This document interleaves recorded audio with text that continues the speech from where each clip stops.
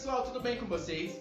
Pra quem não me conhece ainda, se você ainda não me conhece, meu nome é Augusto e eu sou educador de teatro do Lar de Fátima do Núcleo Planalto.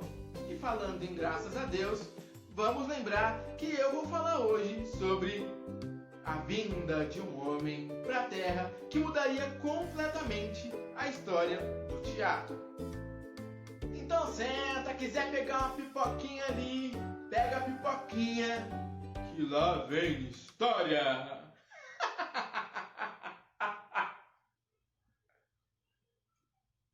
Parei.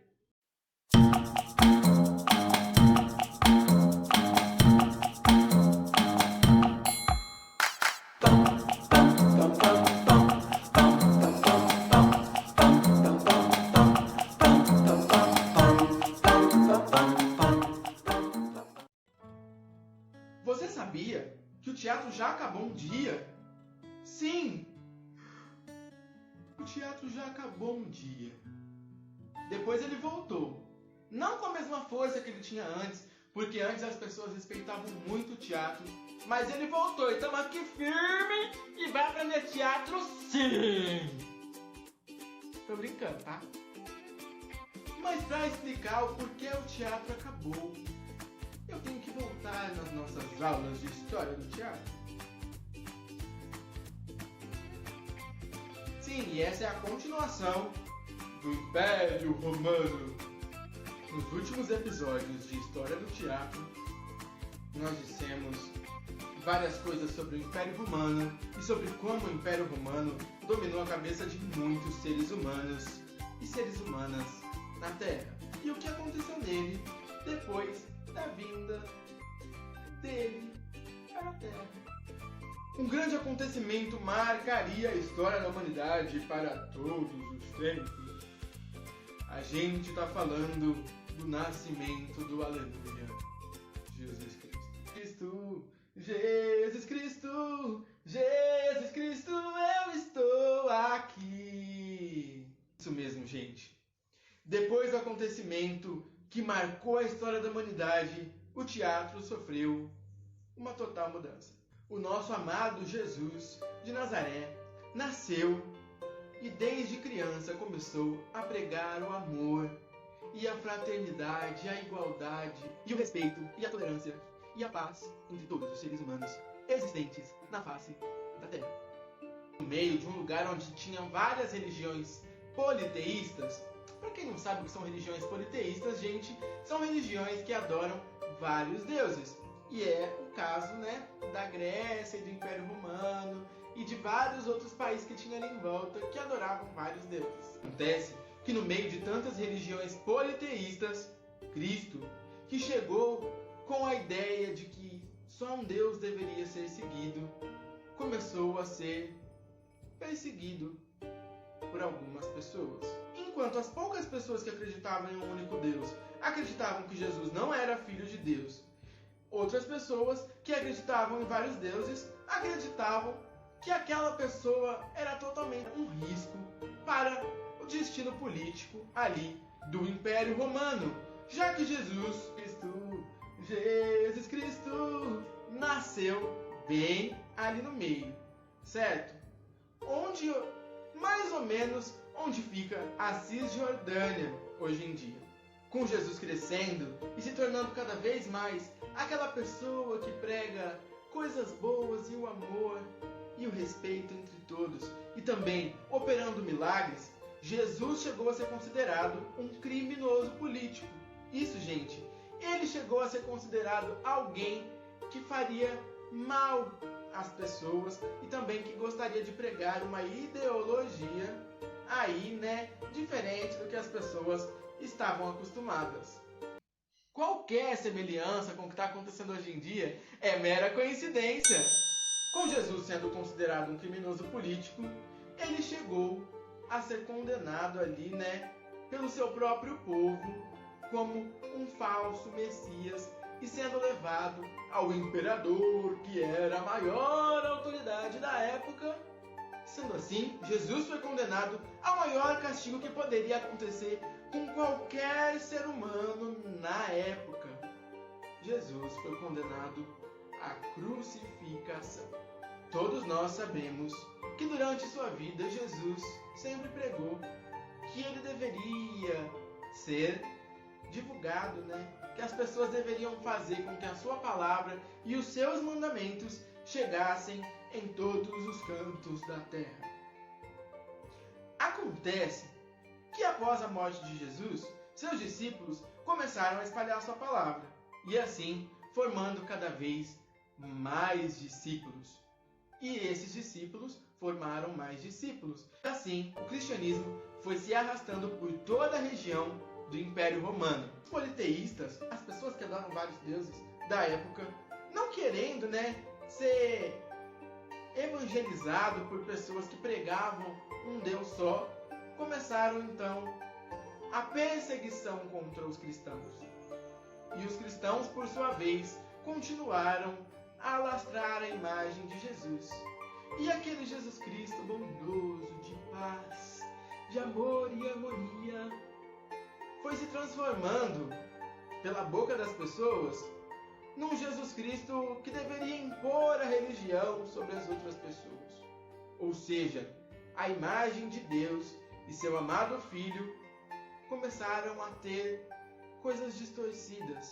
Sim, gente, foi criado. As pessoas criaram uma imagem para o nosso amado Jesus. A imagem que elas queriam. Os cristãos eram perseguidos e muitas vezes eram considerados criminosos, eram jogados para serem comidos por leões, ou muitas vezes também eram apedrejados, simplesmente pelo fato de estarem pregando a crença a um Deus só. Durante muito tempo, o Império continuou em confronto com os cristãos, porque eles faziam parte da religião de um Deus só, e a cultura daquela região na época era a cultura de vários deuses, e os imperadores serviam e seguiam a isso. Acontece que um imperador chamado Constantino mudaria a história de toda a humanidade para sempre. Constantino, vendo que essa perseguição toda contra os cristãos não acabava com a religião, teve a ideia de assinar um decreto que proibia a perseguição contra qualquer cristão.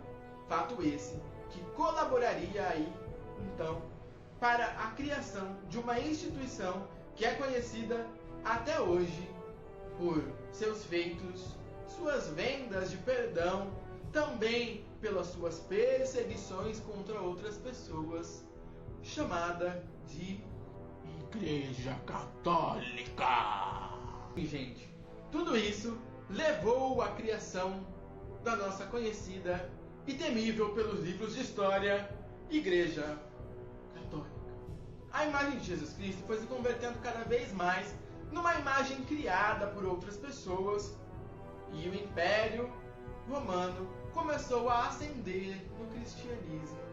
E várias pessoas começaram então a abandonar a crença aos deuses e se render à crença a somente um Deus único, solene, onisciente, onipresente e poderoso. Que o Império Romano, que eu tanto falei durante uma aula inteira, ele já não tinha mais tanta força que nem ele tinha antes.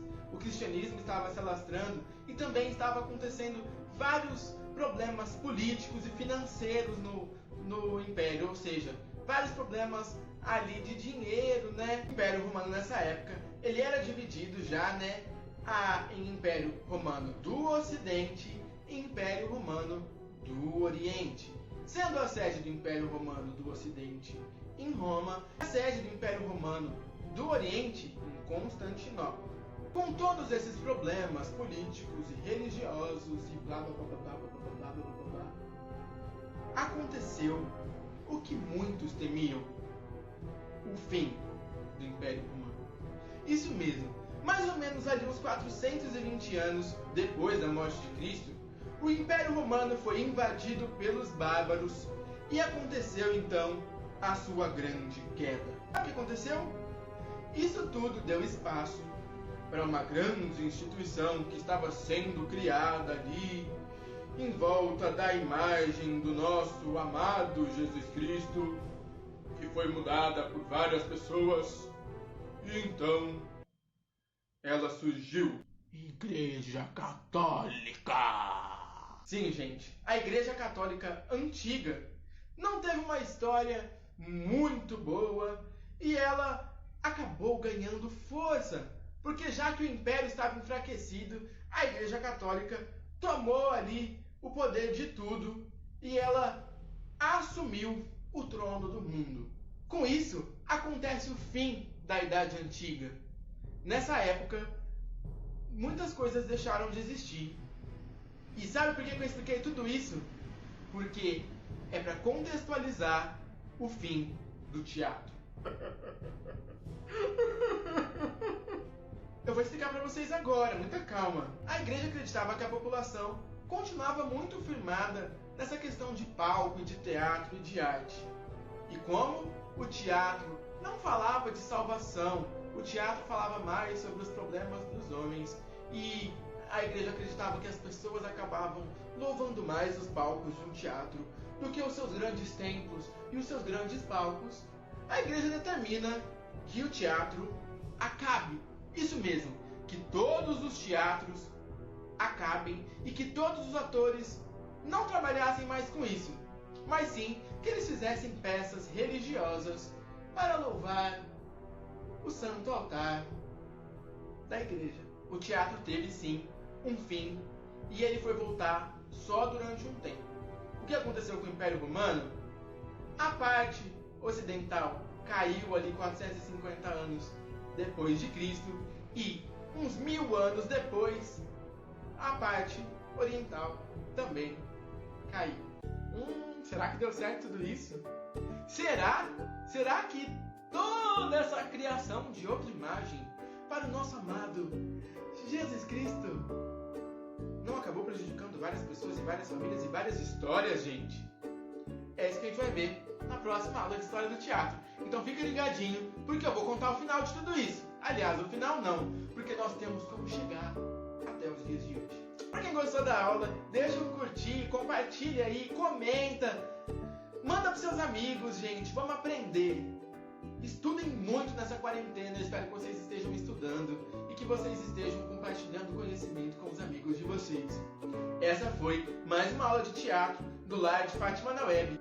Meu nome é Augusto, eu sou educador de teatro que você ama e eu espero vocês na próxima aula. Tchau, tchau!